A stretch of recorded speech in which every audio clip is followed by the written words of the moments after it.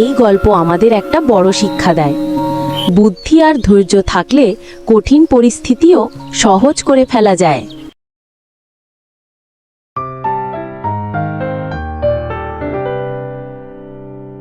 অচিনপুরের ঘন জঙ্গলের ভেতর দিয়ে হাঁটতে হাঁটতে বুড়ো দাদুর ভীষণ পিপাসা পেয়ে গেল। বহুক্ষণ ধরে পথে ছিল সে। সূর্যের তাপ, পথের ধুলো আর ক্লান্ত শরীর সব মিলিয়ে হাঁটাটা যেন আরও কঠিন হয়ে উঠল। শেষে দাদু একটি বড় গাছের নিচে ধপ করে বসে পড়ল। হাঁপাচ্ছে, গলা শুকিয়ে কাঠ। কিছুক্ষণ বিশ্রামের পর আবার ধীরে ধীরে উঠে দাঁড়ালো সে। লাঠিটা হাতে নিয়ে হাঁটা শুরু করতেই দেখল দূরে একটা পুরনো কলসি পড়ে আছে। দাদুর চোখে যেন নতুন আশা জ্বলে উঠল। সে তাড়াতাড়ি এগিয়ে গেল কলসিটার দিকে।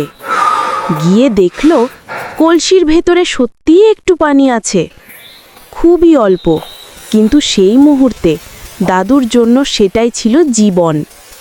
সে চেষ্টা করল কলসিটা তুলে নিতে। দুই হাতে ধরল, জোর লাগালো, কিন্তু কলসি নড়ল না, যেন পাথরের মতো ভারী। দাদু ভাবল যদি কলসিটা কাত করে পানি খায়, কিন্তু না, এত অল্প পানি, কাত করলেই তো সব গড়িয়ে পড়ে যাবে, এক ফোঁটাও মুখে আসবে না। তাই সে কাত করতেও সাহস পেল না। হতাশ হয়ে দাদু দীর্ঘশ্বাস ফেলল। পিপাসায় গলা শুকিয়ে যাচ্ছে, কিন্তু পানিটুকুও নিতে পারল না। শেষ পর্যন্ত ক্লান্ত শরীর, ভারী মন নিয়ে দাদু লাঠি আর ঝোলা তুলে আবার পথ ধরল। কলসিটা রয়ে গেল জঙ্গলের ভেতরে, আর দাদুর পেছনে রয়ে গেল অপূর্ণ আশা আর এক কঠিন দিনের গল্প। অন্য একদিন আকাশে উঁচুতে উড়ছিল এক কাক। তীব্র পিপাসায় তার গলা শুকিয়ে আসছিল। চারদিকে নজর রাখছিল সে। কোথাও কোনো নদী নেই, নেই পুকুর, নেই এক বিন্দু পানীয়।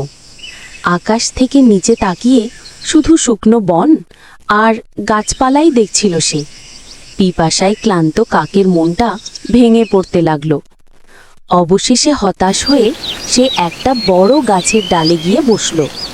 ঠিক সেই সময় তার চোখে পড়ল একটু দূরে মাটির ওপর পড়ে আছে একটা পুরনো কলসি। কাক দ্রুত উড়ে গেল কলসিটার কাছে। গিয়ে দেখল কলসির ভেতরে সত্যিই পানি আছে, কিন্তু খুব সামান্য, আর সেটা তার ঠোঁটের নাগালের অনেক নিচে। কাক বারবার চেষ্টা করল ভেতরে মুখ দিতে, কিন্তু কিছুতেই পৌঁছাতে পারল না। সে বুঝতে পারছিল না কি করবে। কলসিটা কাতও করতে পারবে না।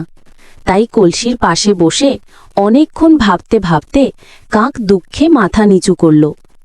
ঠিক তখনই তার মাথায় এলো এক বুদ্ধি। কলসির চারপাশে ছোট ছোট পাথর ছড়িয়েছিল। কাক একটা পাথর মুখে নিয়ে কলসির ভেতরে ফেলে দিল। টুপ করে শব্দ হলো, আর পানিটা সামান্য ওপরে উঠল। এইবার কাক বুঝে গেল কি করতে হবে। সে একের পর এক পাথর কলসির মধ্যে ফেলতে লাগল।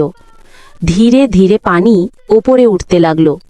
যতক্ষণ না পানি তার মুখের নাগালে আসে ততক্ষণ কাক থামল না।